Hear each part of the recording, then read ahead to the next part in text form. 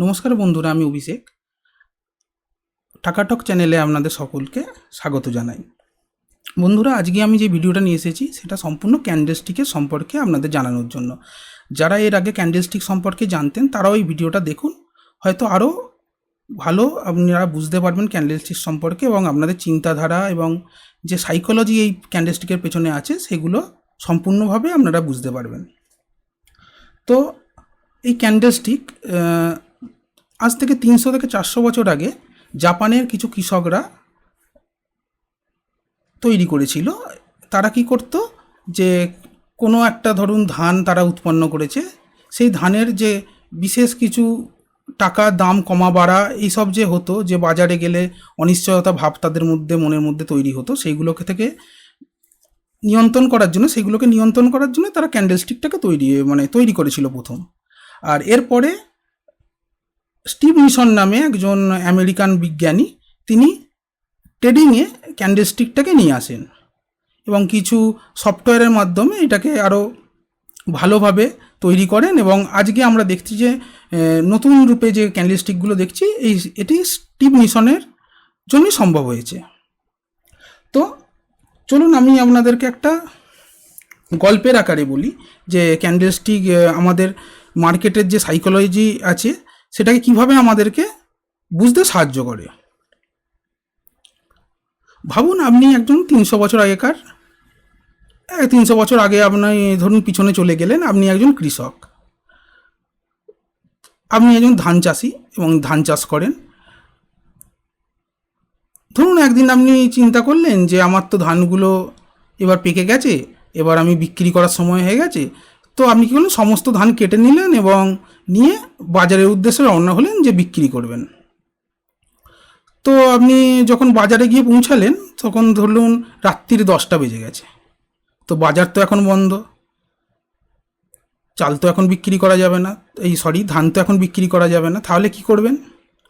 এবার আপনি গিয়ে কি দেখলেন যে বাজারে একটা বোর্ডেতে লেখা আছে শেষ লেনদেনের যে দাম ছিল 25 টাকা প্রতি কেজি। এবার আপনি বসে বসে ভাবছেন, ভালোই তো, 25 টাকা কিলো ধান, আমার কাছে তো 200 কিলো ধান আছে, তো আজকে ভালোই বিক্রি বাট্টা হবে, কালকে যখন বাজার খুলবে আমি 25 টাকাতে বিক্রি করব।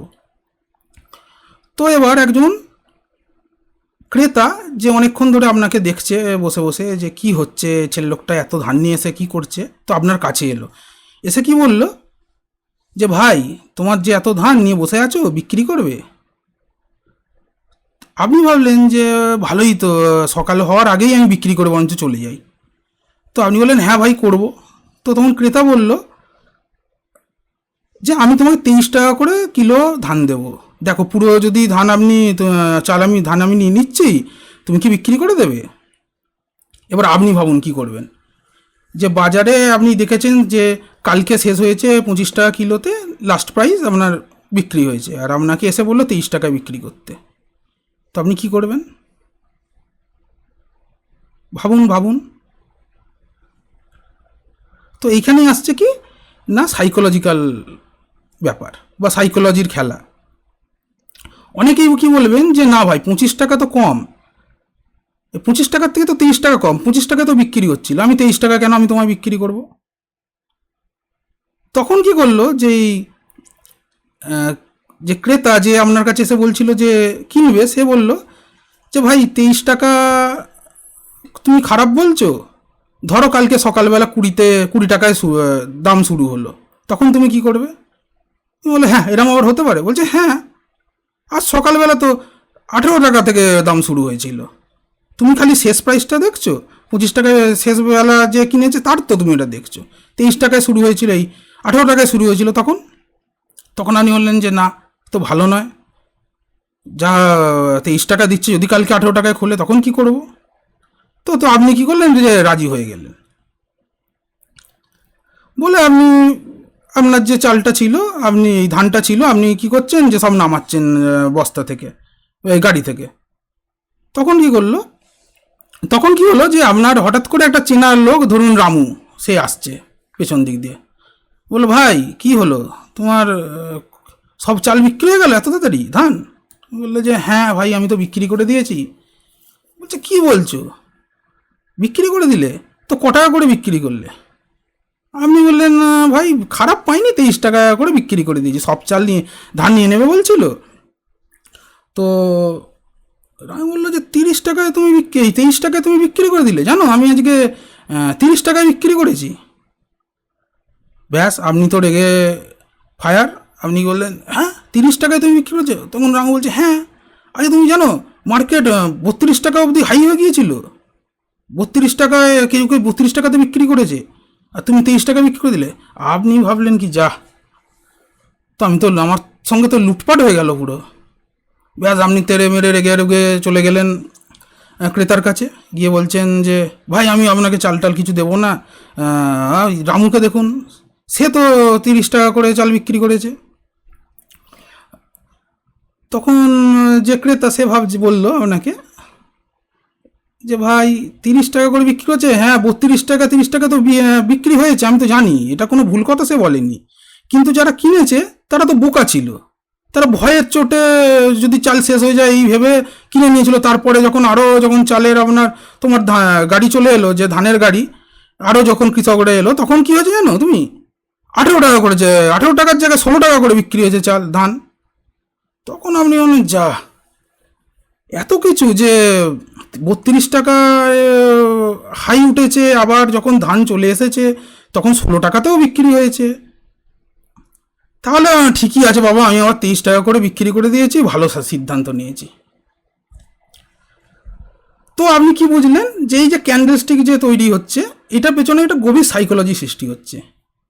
এই যে ধরুন এই ক্যান্ডেলস্টিকটা তৈরি হচ্ছে, যখন বাজার আপনার খুলছে, এই দেখুন মার্কেট খুললো, তখন 24,476 এই দামেতে মার্কেট শুরু হয়েছিল।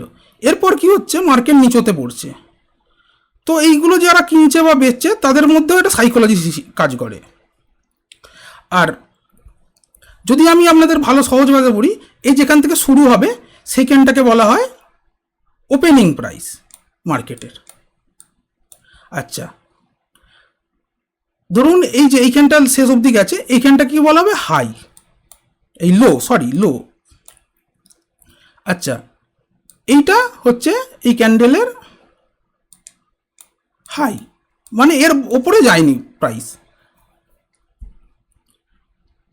আর যে মিডিলের যে বডিটা, যে দেখতে পাচ্ছি একটুখানি ছোটো মতো, যে লাল মতো যে ক্যান্ডেলটার, এটা তো আপনার পিনবার টাইপের ক্যান্ডেল, তাই আপনি হয়তো বুঝতে পারছেন, এই যে লাল মতো যেই পার্টটা, এটাকে কি বলা হবে? বডি। ওকে। আর যে এই জায়গাটা দেখতে পাচ্ছেন, যে লম্বা মতো যেটা দাড়ি মতো, এটা হচ্ছে আপনার উইক বা শ্যাডো। এবার এই ক্যান্ডেল আমাদেরকে বলে যে সেই সময়ে মানুষের মনের কিভাবে পরিবর্তন আসছে। ধরুন এখানে শুরু হলো মার্কেট, কেউ বলছে না মার্কেটে তো কিছু নেই, এই সময় তো হয়তো চালটা আমি ধানটা পাবো না। সে কি করলো, অনেক দাম চড়িয়ে সে বলে এই জায়গাটা বিক্রি করলো।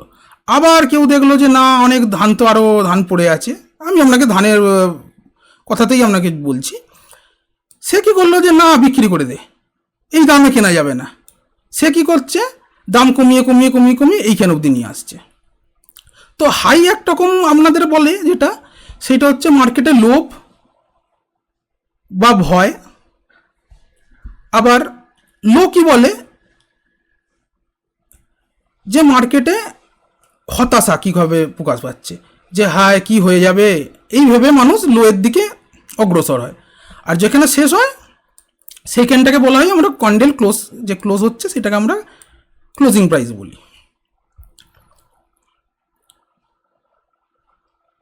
এবার একটা ক্যান্ডেল থেকে আপনারা কি বুঝতে পারবেন যে মানুষ ভয় থেকে কিনছে না আশা থেকে কিনছে, ভয়ে বিক্রি করছে না লোভে বিক্রি করছে। তো আশা করি আপনারা ক্যান্ডেলস্টিক সম্পর্কে সম্পূর্ণভাবে এখান থেকে বুঝতে পেরেছেন।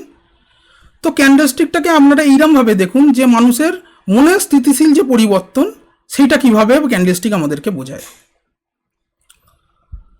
ওকে বন্ধুরা, আজকের মতো এটুকুই। যদি আপনাদের ভালো লাগে থাকে তো লাইক, কমেন্ট, শেয়ার এবং সাবস্ক্রাইব করতে ভুলবেন না। তো আজকে আমি আমার স্ত্রীকে বলছিলাম যে জানো, আমি আজকে একটা টেকনিক্যাল অ্যানালিসিসের একটা চ্যানেল খুলেছি।